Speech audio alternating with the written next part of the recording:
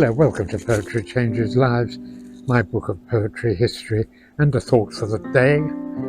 And on this day in 1923, the American author Norman Mailer was born. Well, Norman Mailer was one of a group of quite sort of opinionated modern male American writers in the mid-20th century who were often on television arguing, expressing their opinions, getting quite belligerent.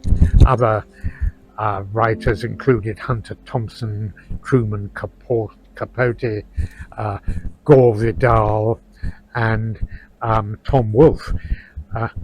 And Norman Mailer was particularly belligerent, quite often well refreshed as well when he appeared on the television. On one occasion, he headbutted fellow writer Gore Vidal on live TV, and his relationships were often stormy.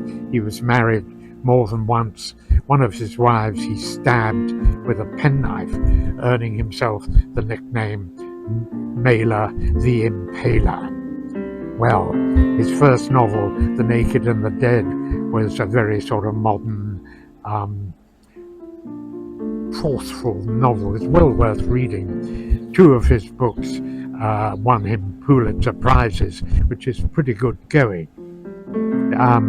Well, today's poem is by a young man from a slightly earlier time, sort of late Victorian, J.K. Stephen, who was a cousin of Virginia Stephen, who her married name, Virginia Woolf, of course, is better known. And this young man, J.K. Stephen, was very clever. He died tragically young, age 32, following an accident. He wrote some quite good poetry. He was quite mocking of literary styles of his time. He probably would have mocked Norman Mailer, I think. Here is his poem. It's quite good. It was much admired at the time. Here we are.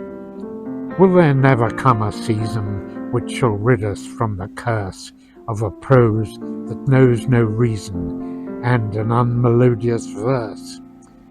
When the world shall cease to wonder at the genius of an ass, and a boy's eccentric blunder shall not bring success to pass, when mankind shall be delivered from the clash of magazines, and the inkstand shall be shivered into countless smithereens, when there stands a muzzled stripling, mute beside a muzzled boar, when the Rudyards cease from Kipling, and the Haggards ride no more.